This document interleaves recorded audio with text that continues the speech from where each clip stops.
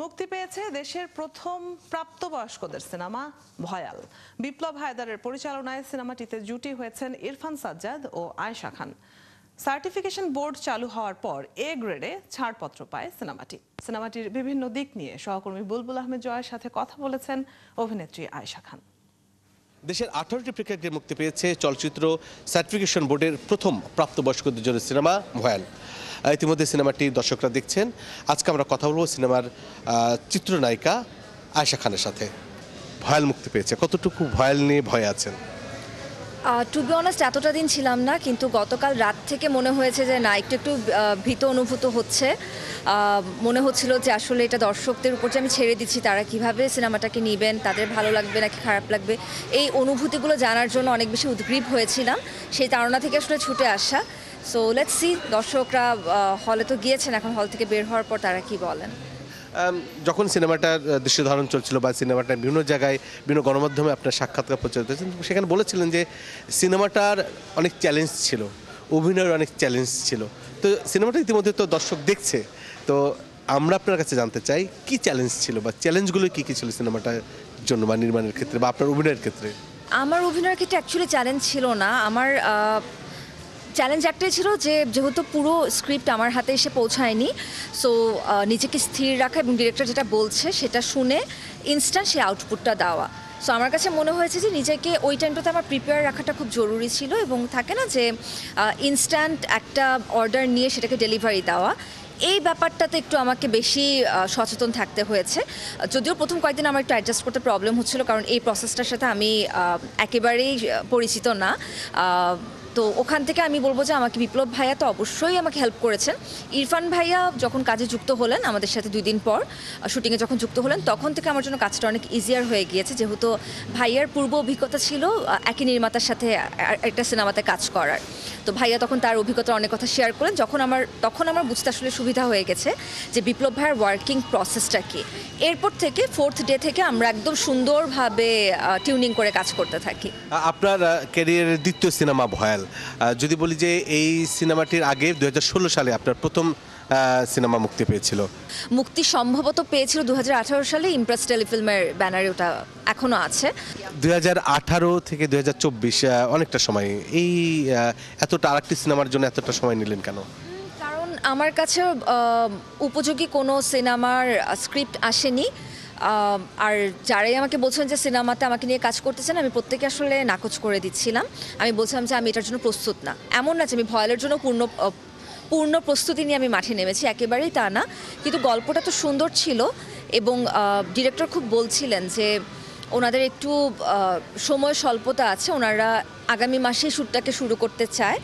তো একটু দ্রুত, মানে আমার যদি কাজ করার আগ্রহ থাকে আমি যাতে তাদেরকে দ্রুতই জানিয়ে দিই।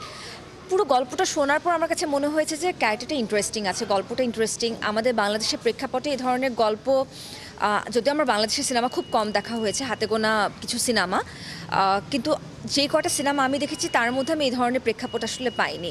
অনেক বছর আগে যেমন আমাকে লাল সালু দাগ কেটেছিল আমার মনে, যে লাল সালু একটা দেখার মতন সিনেমা আমার কাছে মনে হয়েছিল। বা তারপর যদি আমি বলি প্রয়াত নির্মাতা তারেক মাসুদের কথা যদি আমি বলি, তার কিছু সিনেমা এই ধরনের ভালো লাগার সৃষ্টি করেছিল। তারপর আমার কাছে মনে হয়েছে যে এই গল্পটা সেই একই ধরনের ভালো লাগার সৃষ্টি করেছে আমার মধ্যে। পছন্দ করে বা গল্পটা আপনি চুজ হয়েছে যখন, তখন আপনি মানে রাজি হয়েছেন এই সিনেমাটি করতে। তো এই যে ভিন্নতাটা ছিল, এবং এই ভিন্নতা দর্শক কিন্তু পছন্দ করে, তো সেই ভিন্নতাটা কি ধরনের একটু যদি ছোট্ট করে বলতেন। সেফর এটাও একটা কমার্শিয়াল ফিল্ম, কিন্তু কমার্শিয়াল ফিল্ম আমি যখনই বলি যে আমি একটা বাণিজ্যিক সিনেমার জন্য চুক্তিবদ্ধ হয়েছি, তখনই অনেক কিছু আমরা প্রেডিক্ট করে ফেলি যে হয়তো বা অনেক নাচে গানে ভরপুর থাকবে, অনেক অ্যাকশন থাকবে, অনেক এমন কিছু থাকবে যেটার অ্যাকচুয়ালি কোনো রিয়েলিস্টিক কিছুর সাথে ওটার মিলবন্ধন নেই। এখন কিন্তু আসলে এই ধারাটা ভেঙে যাচ্ছে। আমি যদি বাইরের দেশগুলোর কথা বলি, আমার আশেপাশের দেশগুলোর কথা বলি, সেখানেও কিন্তু এই ব্যাপারটা ভেঙে গিয়েছে। এবং বাংলাদেশের কথা যদি আমি বলি, আমি নিজে 2022 সাল থেকে নিয়মিত সিনেমা দেখা শুরু করেছি সিনেপ্লেক্সে এসে। সো অবশ্যই আমাদের এই সিনেমার ধারাটা চেঞ্জ হচ্ছে। আমি যদি বলি 2022 সাল থেকে পরাণ, হাওয়া, তারপর যদি আমি বলি সুড়ঙ্গ, তুফান, সবগুলোই কিন্তু বাণিজ্যিক ঘরানার সিনেমা ছিল। কিন্তু দেখেন ওটার মধ্যে কিন্তু পার্থক্য আছে। আপনার কাছে পরাণ যেমন লেগেছে, হাওয়া কিন্তু একই ফ্লেভারটা আপনাকে দেয়নি। আবার সুড়ঙ্গ যে ফ্লেভারের মধ্যে আপনাকে নিয়ে গেছে, যেই অভিজ্ঞতার মধ্য দিয়ে নিয়ে গেছে, তুফান কিন্তু আপনাকে ভিন্ন একটা অভিজ্ঞতার মধ্য দিয়ে নিয়ে গেছে। সো আমার কাছে মনে হয়েছে যে এই সিনেমাটা এমন একটা সিনেমা যেটা আমাকে অন্য একটা অভিজ্ঞতার মধ্যে নিয়ে যাচ্ছে। Commercial film but yet not commercial movement. চলচ্চিত্র সেন্সর বোর্ডের সেটা বিলুপ্ত হয়ে চলচ্চিত্র সার্টিফিকেশন বোর্ড হয়েছে এবং সেই সিনেমার অর্থাৎ সেই নতুন বোর্ডের প্রথম সিনেমা হিসাবে যদি এ গ্রেড পেয়েছেন। এ গ্রেড মানে প্রাপ্তবয়স্কদের জন্য। প্রাপ্তবয়স্ক যখন বলা হয় তখন একটা ভিন্ন মেসেজ চলে যায়, ভিন্ন অনেকে ভিন্নভাবে ভাবতে থাকে। তো সেই তকমাটা এই সিনেমাতে যুক্ত হয়েছে যে এটা একটা প্রাপ্তবয়স্কদের সিনেমা, 18+ সিনেমা। তো 18+ বলতে মানুষ যে ধরনের চিন্তা চেতনা করে, তো সেটা নিয়ে একটু ব্যাখ্যা করবেন আসলে 18+ কেন বলা হয়েছে? থাকে না যে অনেক ভায়োলেন্ট একটা কিছু দেখাচ্ছে, কিন্তু সেটা হয়তো বা শিশুদের জন্য হার্মফুল। সো ওইটার জন্য আসলে 18+টা বলা হয়েছে। 18+ মানে যে সেখানে ভালগারিটি থাকবে অর অ্যাডাল্ট কোনো সিন থাকবে, দ্যাটস নট নেসেসারি। আমাদের এই সমাজে আমরা প্রতিনিয়তই এমন অনেক কিছু আমরা ফেস করি যেটা অ্যাকচুয়ালি বলার মতন না বা যেটা শেয়ার করার মতন না। একটা মেয়ে রাস্তায় টিজ হচ্ছে, সেটাও কিন্তু আমি বলবো যে একটা শিশুর দেখার মতন কোনো দৃশ্য না সেটা। তো সেখানেও যদি আমাদের সার্টিফিকেশন বোর্ড মনে করেন যে সেখানে 18+ সংযোজনের দরকার আছে, অবশ্যই তারা সেটা দিবেন। এবং আমার কাছে মনে হয়েছে এটা খুবই ভালো একটা ডিসিশন।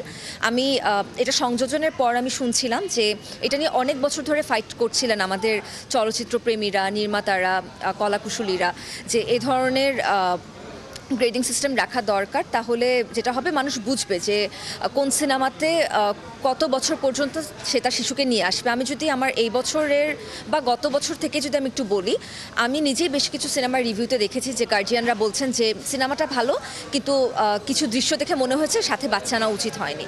অ্যাটলিস্ট আমাদের সিনেমাতে এই দায়ভার আমরা কেউ নিচ্ছি না, কারণ চলচ্চিত্র সার্টিফিকেশন বোর্ড তারা এটা জানিয়ে দিয়েছেন যে এটা 18 বছরের নিচে কারোর জন্য না। যদি আনেন তাহলে অবশ্যই আপনার গার্জিয়ান সাথে নিয়ে আসবেন, অথবা এটা দায়ভার সম্পূর্ণরূপে আপনাদের। So this is mandatory. কারণ দেখেন, যখন ধূমপান বা অ্যালকোহল পানের কোনো সিন থাকে, ওখানে তো লিখে দেওয়া হয়, ডিসক্লেমার দিয়ে দেওয়া হয়। তাহলে কেন যদি চলচ্চিত্র সার্টিফিকেশন বোর্ডে যারা আছেন, যারা সদস্য আছেন, তারা যদি মনে করেন যে এই ধরনের একটা সিনেমার ক্ষেত্রে গ্রেডিং সিস্টেম বা এইজটা উল্লেখ করে দেওয়াটা বেটার, তাহলে অবশ্যই সেটা করা উচিত। এই ভয়াল দিয়ে দর্শকের মনে কতটুকু জায়গা করে নিতে পারবেন? পর্দায় তো আমি আয়েশা খান না, পর্দায় তো আমি বকুল চরিত্রটিকে তারা কিভাবে নিচ্ছেন, তাদের কাছে কতটুকু ভালো লাগা খারাপ লাগা লেগেছে, সৃষ্টি করেছে, সেটাই আসলে এখন আমরা জানি। দর্শকের সাথে যখন কথা বলে দর্শক বলবে, কিন্তু যখন আপনি বলছেন আপনি পছন্দ করে আপনার পছন্দের চরিত্রটা বেছে নিয়েছেন, আপনি নিজে কতটুকু স্যাটিসফাই যে আপনি আপনার পছন্দের চরিত্রটাকে সুন্দর? অনেস্ট, আমি এখন পর্যন্ত সিনেমাটা দেখিনি পুরো, একদম যখন ফাইনাল রেন্ডারিং হয়ে যায় তারপর এখন পর্যন্ত আমি সিনেমাটা দেখিনি। সো আমি নিজেই জানি না যে আমি কতটুকু ভালো পারফরমেন্স করেছি বা কতটুকু খারাপ পারফরমেন্স করেছি। কিন্তু আমার কো আর্টিস্ট ইরফান ভাইয়া ফোন দিয়ে আমাকে বলেছেন যে আয়েশা, তুমি দুর্দান্ত ভালো পারফরমেন্স করেছো, আমি তোমার যে কটা কাজ দেখেছি এটা তার মধ্যে আমার কাছে মনে হয়েছে one of the best work of years. So আমি এখনও সেই ভরসাতে আসলে আছি যে আচ্ছা ভাইয়া যেহেতু বলেছেন, তার মানে হয়তো বা ঠিকঠাক কিছু একটা করেছি। আমি নিজে দেখতে বসলে আসলে অনেক ভুল আমি বের করব। সো আমি সেই ভুলটা দেখার জন্য এসেছি। হয়তো বা অনেক ডিসস্যাটিসফ্যাকশন নিয়ে আমি বের হব। So let's see. এইটা হয়তো এটা স্বাভাবিক যে একজন অভিনেত্রীর কখনোই যে সেই জায়গায় যে আমার অভিনয়ের যদি সেখানে যদি চলে আসে, যে সার্টিফিকেশন চলে আসে, তখন কিন্তু আমার সেটা থাকে না। তো এখন কথা হচ্ছে, আপনি নিজেকে আগামীতে অভিনেত্রী হতে চান না নায়িকা হতে চান? অনেক হয়তো আমার সাথে এখানে অ্যাগ্রি করবে না, কিন্তু আমার কাছে নায়িকা শুধুমাত্র একটা চরিত্র। আমি বলবো যে আমি পারফর্মার হতে চাই, বিভিন্ন চরিত্র নিয়ে কাজ করতে চাই, যে চরিত্রগুলো আমাকে নতুন কিছু শেখাবে, নতুন একটা অভিজ্ঞতার মধ্য দিয়ে নিয়ে যাবে, অনেক ডিসস্যাটিসফ্যাকশন দিবে, যাতে করে সেখান থেকে আমি আরও ভালো করার অনুপ্রেরণা পেতে পারি। যদি বলি যে 16 থেকে 24 8 বছর এবং মুক্তি পেয়েছে 18 থেকে 24 6 বছর, একটি ভালো সিনেমা খোঁজার জন্য আপনাকে 6 বছর অপেক্ষা করতে হয়েছে। আগামীতে আরেকটি সিনেমার জন্য দর্শকরা আপনাকে কতদিন অপেক্ষা করবে? আশা করি বেশি না, কারণ আমার তৃতীয় সিনেমার কাজ ইতিমধ্যেই শেষ, সেটা পোস্ট প্রোডাকশনের টেবিলে অলরেডি আছে। আগামী বছর সেই সিনেমার একটা আপডেট আমি দিতে পারবো। সিনেমার নাম অনেকেই জানেন যারা শুরু থেকে আমাকে ফলো করে আসছেন, প্রসূন রহমান ভাইয়ার সিনেমা শেকড়। সো শেকড়ের নিয়ে আপডেট, একটা ভালো আপডেট আমি বোধহয় আগামী বছর দিতে পারবো। শেকড়ের জন্য অবশ্যই শুভকামনা রইল। তার আগে ভয়ালের যারা দেখতে আসবে, ভয়ালের যারা দর্শক রয়েছে, তাদের উদ্দেশ্যে কি বলবো? তাদেরকে বলবো যে আজকে থেকে আমাদের সিনেমাটা অবমুক্ত হয়েছে বিভিন্ন প্রেক্ষাগৃহে, টোটাল 18টা প্রেক্ষাগৃহে আপনারা দেখতে পারবেন। অবশ্যই আপনারা আপনাদের নিকটস্থ প্রেক্ষাগৃহে যেয়ে সিনেমাটি দেখবেন, দেখে জানাবেন কেমন লেগেছে। ভালো লাগা খারাপ লাগা সব ধরনের অনুভূতি আমাদের সাথে শেয়ার করবেন। এগুলো শেয়ার করলে আমরা অনুপ্রেরণা পাই আরও ভালো ভালো কাজ নিয়ে আপনাদের সামনে দাঁড়াবার। আমরা কথা বলছিলাম আয়েশা খানের সাথে। আয়েশা খান দীর্ঘ সময় নিয়ে তার সিনেমাটি অর্থাৎ ভয়ালকে তারা বেছে নিয়েছেন, ভয়ালের গল্পকে বেছে নিয়েছেন, সিনেমাতে অভিনয় করেছেন এবং এই সিনেমাটির মাধ্যমেই আয়েশা খান আগামীতে দর্শকের মনে জায়গা করে নিতে চান এবং আগামীতে আরও ভালো ভালো সিনেমা উপহার দিতে চান। বুলবুল আহমেদ জয়, ৭১, ঢাকা।